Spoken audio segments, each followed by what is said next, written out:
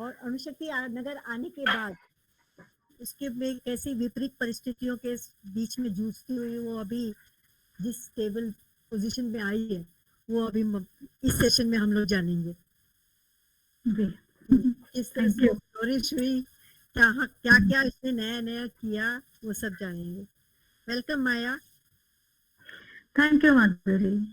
हाँ, माया जी, अणुशक्ति नगर आने के बाद आपने अपना ग्रेजुएशन कंप्लीट किया और एलएलबी किया। हम जानना चाहते हैं ये सब आसानी से हो गया? आपका लाइफ का आसानी से तो इम्पॉसिबल। सिचुएशन जैसे है उसके हिसाब से ऐसा ये आसानी से हो गया क्या? आसानी से तो हो ही नहीं सकती है सब चीजें, पर मुझे ऐसा था कि नथिंग इज इम्पॉसिबल। तो मैं तो एकदम लेजी थी पढ़ाई में, वो लास्ट सेशन में भी मैंने बताया आपको, और गवर्नमेंट जॉब भी मिल गया 10th के मार्क्स पे, तो भी मैं खुश थी। जो भी है बहुत अच्छा है, इससे ज्यादा चाहिए क्या लाइफ में। पर जैसे जैसे मैं कोर्ट में गई और मेरा इंग्लिश में कम्युनिकेशन स्किल बढ़ गया, राइटिंग स्किल बढ़ गया, तो मुझे ऐसा धीरे धीरे लगने लगा कि मुझे मेरा एक सिर्फ बीकॉम का लास्ट डिग्री बाकी है तो कंप्लीट कर लेना चाहिए। लेकिन फिर भी मन में रहता था, ऐसा डर लगता था, अरे करने जाऊंगी तो बहुत मेहनत करना पड़ेगा। फिर ऐसे 2-3 साल में सोचती भी थी, पर एक साल ऐसा हुआ कि 12th में मेरे बेटे को 84% आया। तब मुझे लगा कि मेरे बच्चे इतने स्मार्ट हैं, तो मैं क्यों ना मेरा ग्रेजुएशन कंप्लीट करूं। तब माधुरी शर्मा ही मेरे सामने रहने आई थी यमुना में, तो माधुरी ने भी ऐसे बहुत सारी डिग्रियां ली थी, और वो तभी एमएससी की थी माधुरी ने। तो मैंने माधुरी को पूछा कि कैसे करते हैं, तो अन्नामला यूनिवर्सिटी से मैं बीकॉम करती हूँ। लेकिन ऐसा हुआ कि अन्नामला मैं शुरू डायरेक्ट कर सकने शुरू किया, तब उसमें ऐसा था कि 12th के बाद तेरे को FY SY TY सब कुछ करना पड़ेगा, डायरेक्ट बीकॉम में नहीं बैठ सकते। फिर मैंने सोचा यार इतना करने से अच्छा अपना मुंबई यूनिवर्सिटी से ही मैं डायरेक्ट बीकॉम में अपियर होती हूँ, क्योंकि मैंने FY SY तो क्लियर किया था। तो फिर मैंने जब बेटे का रिजल्ट आया और मुझे लगा कि यार अभी कर लेते हैं, कोशिश तो कर लेते हैं, तब मैं 2008 में 19 साल बाद कॉलेज गई। फिर वो तो आपको लास्ट सेशन में बताया मैंने, रिजल्ट मुझे मिला। तो 2009 में जब मैंने एग्जाम दिया, तब रिजल्ट की बहुत ऐसा इंतजार में थी कि अभी मेरा रिजल्ट आएगा। और जिस दिन यूनिवर्सिटी से रिजल्ट वेबसाइट में डिक्लेयर हुआ, मेरा रिजल्ट उसमें रिजर्व में दिखाया जा रहा था, फेल भी नहीं दिखाया जा रहा था, पास भी नहीं दिखाया जा रहा था। तो इतनी डिसअपॉइंट हुई। लेकिन जिस बंदे ने मुझे फोन करके मेरा रिजल्ट बताया था 19 साल पहले वाला, उसी को मैंने फोन किया कि मुझे पता नहीं चल रहा है, मेरा रिजल्ट रिजर्व में दिखा रहा है। तो वो बोले कि मैं कल आपको कॉलेज जाके आपको इन्फॉर्म करता हूँ। तब जब कॉलेज में गए तो सर प्रोफेसर सबसे बात हुई, तो प्रोफेसर पूरा रिकॉर्ड में देखा, फिर यूनिवर्सिटी में कॉल किया, तब मालूम पड़ा कि यूनिवर्सिटी में मेरा वाइवा का रिजल्ट कॉलेज से गया नहीं था। तो मैंने खुद यहाँ से छुट्टियां लेके कॉलेज में जाके हर टॉपिक, मतलब अकाउंट्स के सर के साथ, इकोनॉमिक्स जो भी है, सबके वाइवा के एग्जाम्स दिए थे। लेकिन मेरा वाइवा का रिजल्ट जो है वो कॉलेज से यूनिवर्सिटी में पहुंचा नहीं था। तो इसीलिए फिर कॉलेज एफर्ट्स तो इतना मेरे अकेले के लिए लेगा नहीं, लेकिन मैं फिर कॉलेज से कॉपी लिया, कॉलेज ने उनके इधर से भी कम्युनिकेशन किया, प्लस मुझे यूनिवर्सिटी में बहुत राउंड मारने पड़े मेरा पास रिजल्ट मिलने के लिए। जो रिजल्ट जून एंड में आया था, वो रिजल्ट, पासिंग रिजल्ट, मुझे हाथ में आने के लिए अगस्त का दूसरा हफ्ता गया। तो मुझे इतना बुरा लग रहा था कि मैं किसी को बता भी नहीं पा रही थी, अरे मैं डिग्री मेरी हो गई है कंप्लीट, पर लोग बोलेंगे फेंक रही है, झूठ बोल रही है, क्योंकि सबको लगता है ना कि बता तो रही है लेकिन इसके हाथ में तो पासिंग का रिजल्ट भी नहीं है, और तो भी बोल रही कि मैं पास हो गई, लेकिन यूनिवर्सिटी में मुझे फेल बता रहा है। तो मुझे रोने को आता था। लेकिन मैंने इतने सारे भागदौड़ किए, कॉलेज से सब हो गया, फिर मेरा रिजल्ट आया। तभी मुझे एक और एडमिशन लेना था, मेरे एक अंकल है, उनको बिजनेस शुरू करना था। तो उन्होंने बोला कि अगर तू ये वाला कोर्स करती है तो मैं तेरे को उसमें अपने कंपनी के काम के लिए ले लूंगा करके। तो फिर वो था personal management and industrial relations. तो वो इंडस्ट्री के लिए फायदेमंद होगा, इसलिए मैंने सोचा चलो मुझे अच्छा सेकंड क्लास मिला था बीकॉम में, तो फिर अभी वो कॉन्फिडेंस थोड़ा बढ़ भी गया था कि मैं कर सकती हूँ। लेकिन मुंबई यूनिवर्सिटी के डेट सब खत्म हो गए थे। फिर मैंने अन्नामलाई यूनिवर्सिटी से उसके लिए एडमिशन लिया 2009 में। 2010 में उसका रिजल्ट भी आया, उसमें भी मेरे को सेकंड क्लास मिला। और बहुत मतलब मेहनत तो करनी ही पड़ती है, ऐसे नहीं कोई पास होता, लेकिन बहुत सारे लोगों को लगता है कि डिस्टेंस एजुकेशन मतलब मक्खन है, बट ऐसा नहीं है। हाँ, ऐसा नहीं है, क्योंकि हमको हमारा ही स्टडी करना पड़ता है, उसके लिए कोई भी गाइडेंस नहीं होता है। वो सिर्फ मटेरियल हमको पोस्ट से भेज देते हैं, पर हमको पूरा पढ़ना पड़ता है। और उसमें भी मुझे अच्छा सेकंड क्लास मिला। फिर लेकिन वो इंडस्ट्री जो करना था वो एम तो हुआ नहीं, पर एक है कि एजुकेशन कोई भी लो उसका नुकसान कभी होता नहीं। और मैं सबको एक चीज बताना चाहती हूँ कि कोई भी चीज ना शुरू करना चाहिए। अगर मैं बीकॉम के लिए अपियर हो रही हूँ तो फेल होंगी तो कोई नुकसान नहीं है, पास हो जाऊंगी तो मेरा एडिशन हो जाएगा क्वालिफिकेशन में। तो आगे बढ़ो, फेल तो फेल ना, क्या फर्क पड़ता है, आगे बढ़ो। और होता क्या है ना, हमने अगर पैसा दिया है, एडमिशन लिया है, तो अपने आप आपको अपना मन आपको खाता है, अरे यार मैंने ये बहुत ढींगे मार के किया, अभी मुझे नहीं किया तो लोग हंसेंगे, इसलिए तो हम करते हैं। मैं मेरा साइकोलॉजी बोलती हूँ कि मैंने किया तो अभी एस्टेब्लिशमेंट में मैंने प्रोसेस तो किया है, बाद में एडिशनल क्वालिफिकेशन का मुझे एस्टेब्लिशमेंट देना है, पास होगी तो दूंगी ना, फेल होंगी तो बोलेंगे वाह इतना सब होशियारी किया और एडमिशन में लिया और फेल भी हो गई। तो एटलीस्ट उस तरह से हम करते हैं। तो ये हाँ, और उसमें कुछ नुकसान नहीं है ना, हमारा फेल हो गए तो गए, ठीक है, बट वापस सेकंड टाइम हम अपियर हो ही जाते हैं कि अरे मैंने इतना तो किया था और एक बार ट्राई करती हूँ, और हम लोग करते हैं। तो उस हिसाब से मैंने वो भी डिग्री किया, वो भी डिपार्टमेंट में एडिशनल क्वालिफिकेशन हो गया। जब मैं बीआरसी में ज्वाइन किया, मैंने 10th पास के इस पे एलडीसी के लिए अपॉइंट हुई थी, लेकिन मेरा उधर एचएससी का सिर्फ रिकॉर्ड था, एफवाई और एसवाई का रिकॉर्ड उसमें था नहीं। पर जब मैं ये एग्जाम दिया तो और एक एडिशनल क्वालिफिकेशन मेरा प्रोफाइल में दिखने लगा। बहुत अच्छा लगता है, सच्ची बोलती हूँ, बहुत अच्छा लगता है ऐसा जब अपने बारे में ये रिकॉर्ड में दिखता है। फिर उसके बाद ना मेरे बहुत सारे लोग मुझे बोलते थे, क्योंकि मैं लॉ कोर्ट में लगातार जा रही थी 2004 से, तो अरे तू लॉ क्यों नहीं कर रही है, तो एलएलबी क्यों नहीं कर रही है। और ऐसे ही एक दोस्त को मिली, अब्रॉड से एक दोस्त आया था, उससे मिली, तो उस दिन मैंने व्हाइट कपड़े और ब्लैक दुपट्टा वाला ड्रेस पहना था। तो और जस्ट मैंने बीकॉम का एग्जाम दिया था, तब उसने बोला अरे तू अभी लॉयर बन गई क्या। ऐसा तभी तो मैंने एलएलबी किया, भी एलएलबी के आजू बाजू में गई नहीं थी। तो एक दिमाग में था कि मैं लॉयर बन सकती हूँ, एक दिमाग में था, बैक ऑफ द माइंड था। और ऐसे मेरी और एक स्कूल बिल्डिंग की फ्रेंड है, वो भी बोलती थी माया तू एलएलबी कर, माया तू बहुत, तेरा बोलना अच्छा है, तू एलएलबी कर। बोला अरे बाबा 3 साल कौन उसमें बर्बाद करेगा, 1 साल का मैंने एलएलबी बीकॉम कर दिया, डिप्लोमा भी कर दिया, पर वापस 3 साल कौन डालेगा।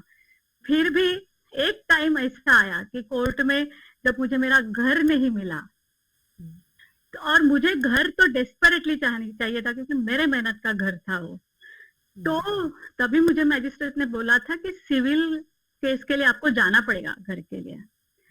तब फिर मैंने वो बैक ऑफ द माइंड में थोड़ा थोड़ा था ही ना, तो उसी दिन मैंने, जिस दिन डोमेस्टिक वायलेंस का रिजल्ट आया कि आपको घर नहीं मिलेगा इसमें, उसके लिए अलग से केस, तब भी डिसाइड किया कि एलएलबी करना है। और एलएलबी के लिए एडमिशन कैसे मिला वो भी मैंने लास्ट एपिसोड में आपको सबको बताया।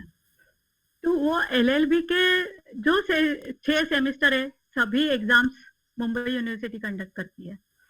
हर एग्जाम के टाइम अलग अलग सेंटर आता है, वहां पे जाना पड़ता है।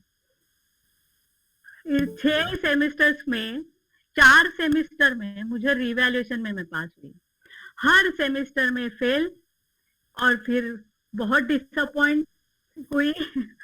फिर वापस रिवैल्यूएशन का फॉर्म्स भरा, और फिर उसके बाद जब आ जाता हमेशा सेकेंड क्लास का रिजल्ट आया। तो मैं तो ठीक हूँ कि मैं बीआरसी में काम कर रही थी, मेरा करियर में कोई नुकसान नहीं है, मेरा चल ही रहा है। लेकिन हमारे जो बच्चे हैं, वो भी अभी मेरे साथ छोटे छोटे बच्चे भी थे एग्जाम्स के लिए, पर उनको सिर्फ वही इम्पोर्टेंट है। अगर वो उसमें फेल होते हैं तो उनका कभी कभी 1 साल बर्बाद होता है, क्योंकि रिवेल्यूशन रिजल्ट आते आते टाइम लगता है, और कोई कोई डिप्रेशन में जाते हैं बच्चे। तो ये मुंबई यूनिवर्सिटी जो है, इनका टारगेट रहता है रिवैल्यूएशन में, उनको पैसा कमाना रहता है।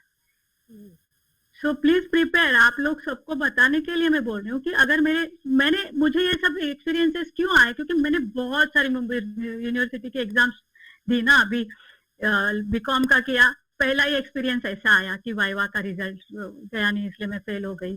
फिर उसके लिए मुझे, अगर यही किसी बच्चे के साथ होता तो वो बच्चे का हालत क्या होता था। मैं ठीक हूँ कि मुझे इतना कुछ है नहीं कि मैं चल सकता है, मेरा 1 साल 2 साल भी बर्बाद हो जाता है तो भी चल सकता है, लेकिन छोटे बच्चों की क्या हालत होगी। तो ये मुंबई यूनिवर्सिटी की बहुत गंदी सर्विस है हमारी।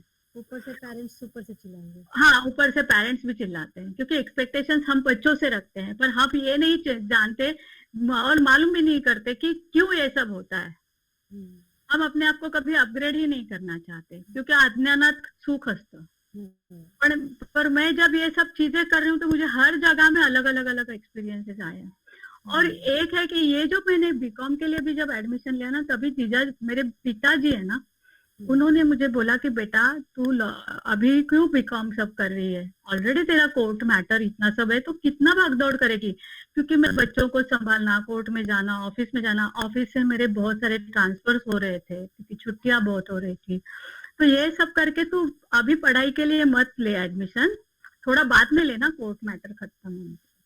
तो मैंने बोला नहीं, फिर तू हमको पता ही नहीं है कोर्ट मैटर खत्म कभी होगा, हम लोगों को साइमल्टेनियसली करना है। अगर करना है तो साइमल्टेनियसली, नहीं तो कुछ मतलब नहीं है। और अच्छा हुआ मैंने वो 2008 में लिया, मैं कोर्ट मैटर 2012 में खत्म हुआ। 2012 नहीं, 2013 में खत्म हुआ, मार्च 2013 में खत्म हुआ। तो उस 5 साल में मेरा कितना एजुकेशन हो गया। 2013 में सेकेंड ईयर एलएलबी में थी, और वो जो एलएलबी में जाने के बाद मेरा जो कोर्ट मैटर्स है वो सब खत्म हो गया, सब खत्म हो गया। थर्ड ईयर में जाने तक मेरा सब कोर्ट मैटर क्लियर हो गया। लेकिन 2011 में मैंने एलएलबी के लिए एडमिशन लिया, 2014 में वो भी कंप्लीट किया। उसके बाद एक और एजुकेशन अभी लिया, public relation, post graduation diploma in public relations, Mumbai Annamalai university से, वो 2019 में मैंने कंप्लीट किया। हाँ मैम, वो जो आपका कोर्ट मैटर था उसको इतना टाइम क्यों, वो लीगल इसमें ये नहीं था क्या, टाइम फ्रेम नहीं होता है क्या? नहीं, वो लास्ट सेशन में उसके बारे में मैंने बहुत सारा 2 घंटा इसीलिए गया था। ओके। तो सिर्फ जिस्ट मैं बोलती हूँ तुमको, मेरे 5 कोर्ट मैटर्स थे। पहला तो था फैमिली कोर्ट, दूसरा था साइमल्टेनियसली डोमेस्टिक वायलेंस, नया कानून आया था इसलिए उसमें डाला। उसके बाद तीसरा कोर्ट था क्रिमिनल केस बांद्रा में। चौथा केस था जब फैमिली कोर्ट से मेरा जो जैसे चाहिए था वैसा जजमेंट नहीं आया, तो अपील के लिए हाई कोर्ट में गए थे। और 5वां केस था civil case, city civil case, जिसमें घर के लिए था। तो ऐसे 5 केसेस है, ऐसे एक करके ऐसे एडिशन होके मेरे 9 साल कोर्ट में गए थे। और उस बीच में मैंने एलएलबी और इतने सारे डिग्री तो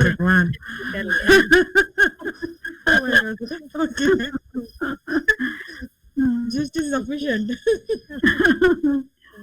अच्छा, आपने इधर पे रेडियो जॉकी का भी कोर्स किया था, ये भी तो कोर्स हो गया। जी, रेडियो जॉकी का भी कोर्स किया था। एक्चुअली बड़बड़ करने का पसंद है ना बहुत। तो रेडियो में भी बहुत प्राइजेस वगैरह मिलते थे।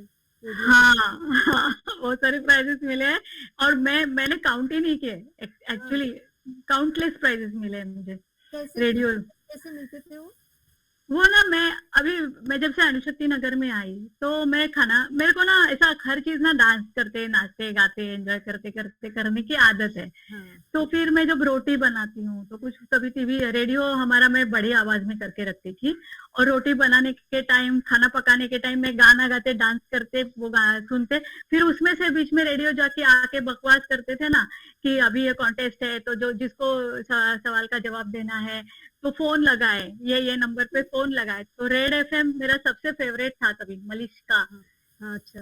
तो 2006 में मेरे को वो पागलपंती छा गई एकदम। तो मैं ऐसा सेकंड्स में फोन लगाती थी, और फिर फोन उठाया मलिश्का ने, तो पहला मुझे प्राइज उसमें मिला कि अगर आपको सामने से कोई गाड़ी रिक्शा वाले को बुलाना है, ऑटो वाले को बुलाना है, तो आप कैसे बुलाओगे। तो ये पहला कॉन्टेस्ट था, फर्स्ट कॉन्टेस्ट ऑटो। तो मैंने फोन किया और मेरा लग गया। मतलब उसमें ना फोन करना और लगना भी बहुत मेहनत का काम था। हाँ, वो मल्टीटास्किंग होता था, गैस बंद करके पटक से आने का, लैंडलाइन से फोन लगाने का, और ऐसा सब करके मैं फोन लगाती थी। तो उस दिन ऐसा फोन लगा और मैंने बोला कि मैं सिटी बजा के बुला लूंगी रिक्शा को। तो उसने बोला कि आप लेडी है ना। हाँ, बोला मैं माया बोल रही हूँ। तो आप आपके हाथ में सीटी है क्या। तो मैंने बोला बिल्कुल नहीं, मैं खुद बजा सकती हूँ। तो फिर मैंने उसको सिटी बजा, तो मेरा कान गया काम से। तो फिर उसने मुझे एक प्राइज दिया, जैसे होटल का गिफ्ट वाउचर, खाने का गिफ्ट वाउचर। तो ऐसे में जो शुरू हो गई, तो मैं मलिश्का मेरी अच्छी फ्रेंड हो गई।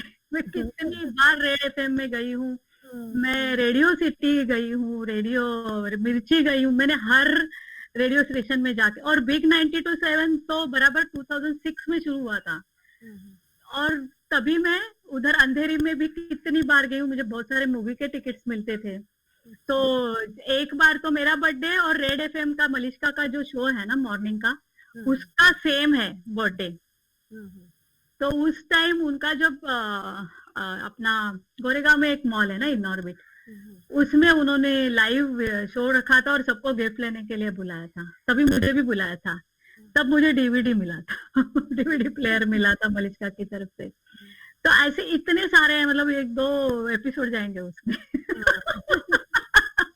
और फिर मुझे इंस्पिरेशन हुआ कि यार चलो, ये रेडियो जॉकी की सैलरी भी बहुत ज्यादा है, चलो मैं रेडियो जॉकी का कोर्स भी कर लेती हूँ। तो वो एक अंधेरी में लाइव वायर करके एक इंस्टीट्यूट है, उसमें जाके मैंने एडमिशन लिया। पर वो ये रेडियो जॉकी कोर्स करना भी इतना आसान नहीं था। बस ये जो कोर्स का मैंने डिपार्टमेंट से कुछ परमिशन नहीं लिया था, क्योंकि उसमें डिपार्टमेंट का कुछ है ही नहीं वास्ता। तो रोज ऑफिस से शाम को जाना था, अल्टरनेट डे जाना था अंधेरी में, और वो 4 महीने का कोर्स था। और उस दौरान हमको वापस रेडियो जॉकीज आते थे, लेक्चर्स देते थे, हम कोई रेडियो स्टेशन पे जाते थे। और कितनी बार ऐसा हुआ कि हमारे ऑडियो रिकॉर्डिंग के लिए हम लोगों ने बहुत सारे सेशंस किए। तो उसमें और एक कॉन्फिडेंस आ गया बड़बड़ करने का। ये रेडियो जॉकी का मेन रीजन ये कि मैं बहुत रेडियो से इन्फ्लुएंस हो गई थी वो 3-4 साल।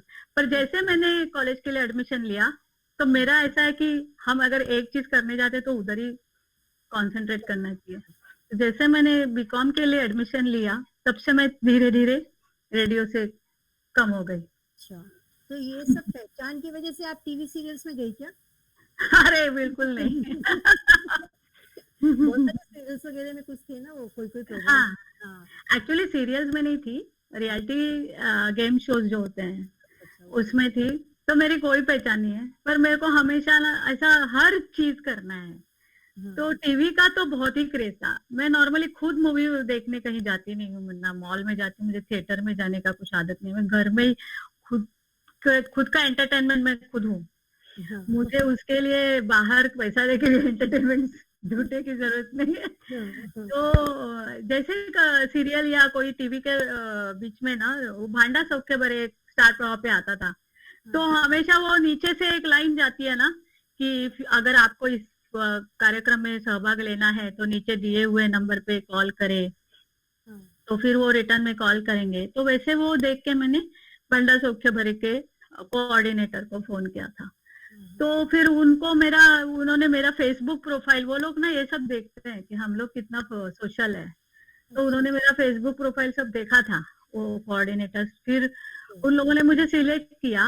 बट वो भांडा सौख्य भरे ये एक अलग सीरियल थी, जिसमें सास और बहू ऐसा रिलेशन का था। मेरा अलग स्टोरी था मेरे इसमें तो सास थी नहीं, बट फिर भी उनको मेरा थोड़ा अलग लगा और उनको इंटरेस्टिंग लगा, इसलिए उसका वो शूटिंग हुआ हमारा थाना में। और वैसे मैं पहले ही इसमें आ गई। पर हुआ क्या कि वो भांडा सौख्य बरे का शो जो है ना, ऐसे सबको अनाउंसमेंट किया था कि टीवी पे आएगा।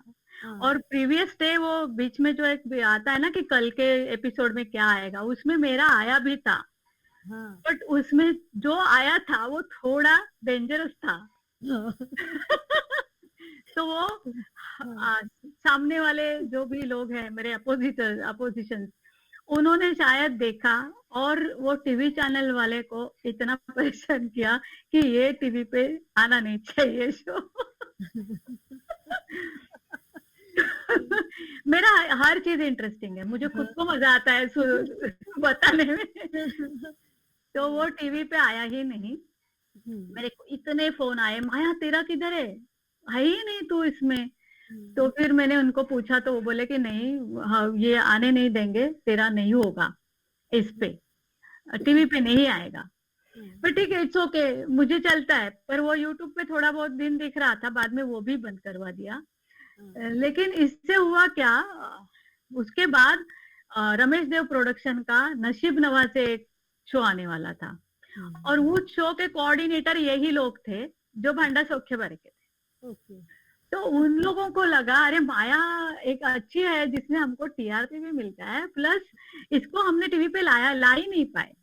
हाँ तो फिर उन्होंने मुझे पहले ही कांटेक्ट किया कि माया तेरे को आना है, हाँ तू तेरा टीम बना ले। 4 लोगों का टीम उस शो में था। तो मैं, मेरा बेटा, मेरा भाई और मेरी भाभी, ऐसे हम 4 लोगों की टीम बन गई।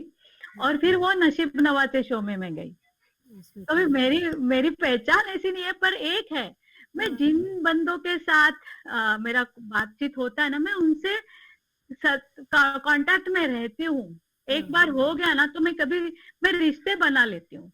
ऐसा नहीं कि अरे यार ये तो टीवी वाला है, मेरा इससे क्या लेना देना, ऐसा नहीं। मैं वो अभी उसमें से एक खुद कोऑर्डिनेटर को जब टेंशन आया था, उनका फैमिली का प्रॉब्लम हुआ था, मुझसे उसने बात किया, शेयर किया और क्या करना चाहिए। तो ऐसे मैं लोगों के टच में रहती हूँ। तो इस वजह से उन्होंने मुझे वापस नसीब नवाज़े के शो में बुलाया। तो नसीब नवाज़े के शो में भी मुझे 2 एपिसोड हो गए, उसमें सेमीफाइनल में मेरे को नैनो मिली उधर, वो हुआ। फिर उस शो में मैंने बहुत मजा किया था, मस्ती की थी, सुनील बर्वे और तो ऐसा हुआ कि उनका ही शाम चैनल का एक और शो था, आज का स्पेशल। उसमें खाने का रेसिपी की एक होता था, 3 पार्ट्स में रहता था, आधा घंटे का। उसमें हमारी बातें भी होती थी, खाने का एक आइटम भी बनाने का, ऐसा। तो उसमें मुझे और मेरे बेटे को इनवाइट किया। तो ये हो गया तीसरा उसके वजह से। और ये 3 एक दूसरे के कनेक्टेड थे। और चौथा जो था स्टार प्रवाह पे 2016 में, विक्ता का उत्तर, ये ऐसे ही मैंने टीवी लगाया था। और मैं ना सिर्फ टीवी नहीं देखती, मैं आजू बाजू में क्या आता है वो ज्यादा देखती हूँ।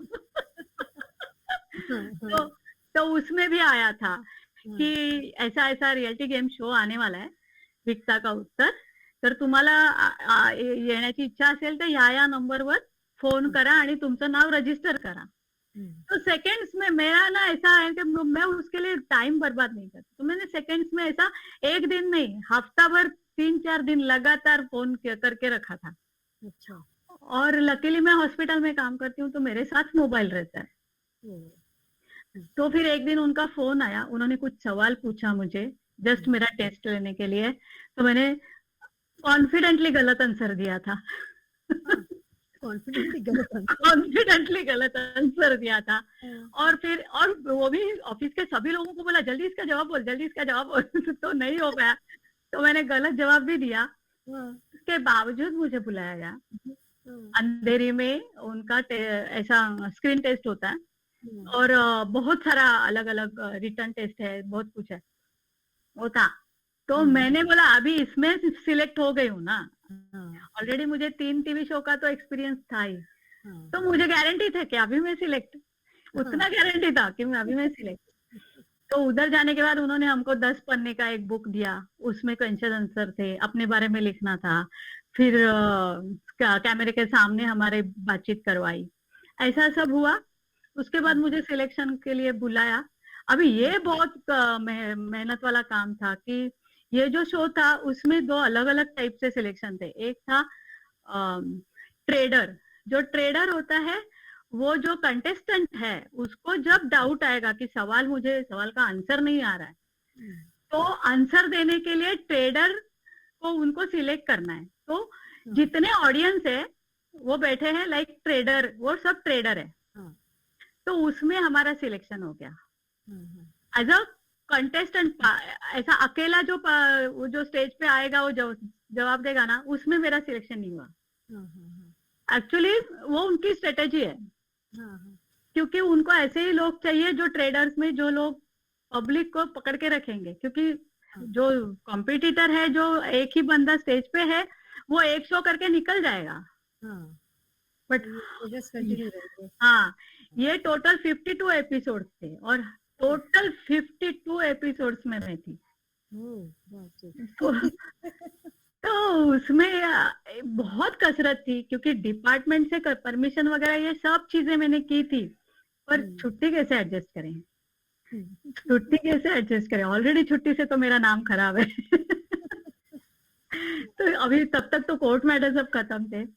पर ईसर हॉस्पिटल में काम करने का और एक फायदा था कि हमको सैटरडे आने के सी ऑफ मिलते थे। तो वो सी ऑफ यूटिलाइज कर पाई मैं। कभी कभी 1-2 बार मुझे HPL भी लेना पड़ा। 7:30 बजे शार्प हमको तो फेमस स्टूडियो में पहुंचना था जब भी जाना है तो, और रात को 8:30 या 9 बजे पैकअप करके हम लोग निकलते थे। घर में हम लोग 11:30 बजे पहुंचते थे। और वो इतने डिसिप्लिन देखते थे कि कौन सा बंदा वक्त पे आ रहा है, कौन सा लोगों के साथ अच्छे से बात कर रहा है, कौन सा घुल मिल रहा है, कौन सा अरोगेंट है। और ऐसे ही लोगों को उन लोगों ने कंटिन्यूएशन में रखा जिनको बहुत डिसिप्लिन है। तो शायद मुझे है। इसलिए मुझे उन्होंने कभी कल नहीं आना ऐसा बोला नहीं, पर मैंने मेरे 100% उसमें दिए। और वो लाइफ का सबसे बेस्ट एक्सपीरियंस था। इतने हम लोग सज धज के पूरा, मतलब जैसे रोज मेरी शादी है। इतने सज धज के धतिंग मस्ती, रितेश देशमुख के साथ धतिंग मस्ती, इतना मजा आया। तो ये जो टीवी के शोज या रेडियो जो भी है, मेरी किसी के साथ कोई भी पहचान नहीं है। फिर भी हमारे दिल में अगर कोई चीज करनी चाहिए ऐसा लगता है ना, होता है। बट ऐसे ही नहीं होगा, हमको हमेशा उस हिसाब से थोड़ा आगे भी बढ़ना पड़ता है। तो इसलिए मुझे ये सब मौके मिले हैं। तो ये अणुशक्ति नगर में आप और भी बहुत सारा कुछ किया है आपने। पेंटिंग, रंगोली तो सब, वो तो कॉमन है, वो तो एरोबिक्स वगैरह भी कर रही थी। हाँ, एक्चुअली हुआ क्या, बहुत मोटी हो गई मैं, बीच में 70 kg हो गई। तो यूएस जाने के टाइम बेटे को मिलने गई थी ना, तो ऑलमोस्ट 18-19 आवर्स का फ्लाइट। पैर ऐसे सूजते थे, ऐसा दर्द होता था कि बर्दाश्त नहीं होता था। और उधर जाने के बाद फिर बेटे को मेरे बहुत बुरा लग रहा था कि मम्मी तू तो मेरे को क्या क्या बोलती थी कि तेरे को यूरोप घूमना है, तेरे को दुनिया घूमना है, पर तू अगर फिट नहीं रहेगी तो कैसे करेगी तू ये सब। और वो जो अंदर से उनकी तकलीफ है ना, मुझे समझती थी कि अरे ये चाहता है कि मम्मी 100% परफेक्ट हो, ठीक रहे। तब मैं जब वापस आई 2016 में, 2017 में मैं यूएस से आई, फिर मैंने एरोबिक्स ज्वाइन किया, फिर बहुत सारे ग्रुप ज्वाइन किए। उसके वजह से ऐसा पिंकेथॉन हो गया। और फिर ऐसे उसी समय ये सब कुछ एक मीटू का सिचुएशन चल रहा था। उसके बारे में कुछ बोलना है, बता सकते? मीटू, हाँ मीटू एक्चुअली ये सबके साथ होता है, मेरे साथ भी बहुत कुछ हुआ है। पर वो वजह तभी भी, अभी के से मतलब ये 10-15 साल तो लोग दुनिया मेरे से भागती है, तभी तो मुझे कोई परेशान कर नहीं सकता। पर ये इम्पोर्टेंट है, ये मीटू वाला किस्से मेरे फ्रेंड्स लोगों को शेयर करने का बहुत जरूरी है।